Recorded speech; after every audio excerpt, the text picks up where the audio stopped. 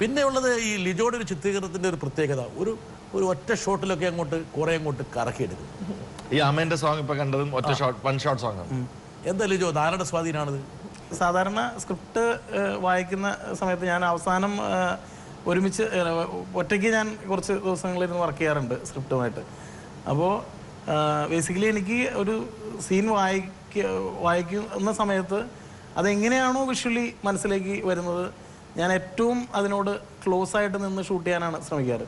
അപ്പോൾ അത് ഇങ്ങനെയാണ് ഒരു സിംഗിൾ ഷോട്ടായിട്ടാണ് എൻ്റെ മനസ്സിൽ കൺസീവ്, അങ്ങനെ ഒരു വിഷ്വലാണ് വരുന്നതെന്നുണ്ടെങ്കിൽ ഞാൻ അതിനുവേണ്ടി വാശി പിടിക്കും. വരട്ടെ, ഇത് അങ്കമാലി ഡയറീസിൻ്റെ ക്ലൈമാക്സിൻ്റെ മേക്കിംഗ് ആണ്.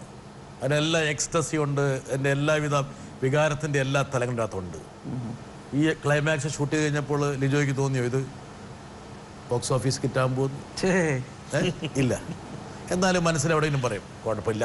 ഇല്ല, നമ്മള് ക്രിയേറ്റ് ചെയ്യുന്നത് ഒരു മോശം സിനിമ ഒരിക്കലും ആവില്ല എന്ന് ഒരു തോന്നൽ വന്നു. വിജയ ഭാഗത്തേക്ക് വന്നിട്ടില്ല. ഇല്ല, ഞാൻ വരണ്ടെന്ന് പ്രത്യേകം ഞാനിതിന്റെ ഫസ്റ്റ് കട്ട് കണ്ടപ്പോ ഞാൻ ആദ്യം പറഞ്ഞത് Lijo we have A winner എന്ന് ഞാൻ ലിജോട് പറഞ്ഞു. എനിക്ക് കോൺഫിഡൻസ് ഉണ്ടായിരുന്നു. I was 100% sure about it. എന്നുവെച്ചാൽ ഇത്രയും പെരുന്നാളൊക്കെ ഒന്ന് ചിത്രീകരിച്ചുണ്ടാക്കി ഇതിന്റെ ഷൂട്ടിംഗ് കാണാൻ പോയിരുന്നു. ഇതെനിക്ക് കാണണമായിരുന്നു. അതുകൊണ്ട് ഞാൻ ലിജോ പറഞ്ഞില്ല, ഞാൻ അവിടെ പോയി നിന്നു. ആ ഓഡിയൻസിന്റെ കൂട്ടത്തിൽ ഞാനുണ്ട്.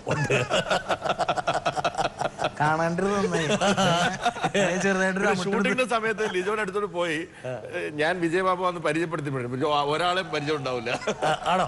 വേറൊരു ലോകത്താണ്, വേറൊരു മനുഷ്യരാണ്. അല്ലെ, ലിജോ പറഞ്ഞു കേട്ടില്ലേ, പരിചയപ്പെടായിരുന്നു നന്നായി. ആ സമയത്ത് കയ്യിൽ അമിട്ടുണ്ടായിരുന്നെങ്കിൽ ഒന്ന് ഇട്ടായിരുന്നു.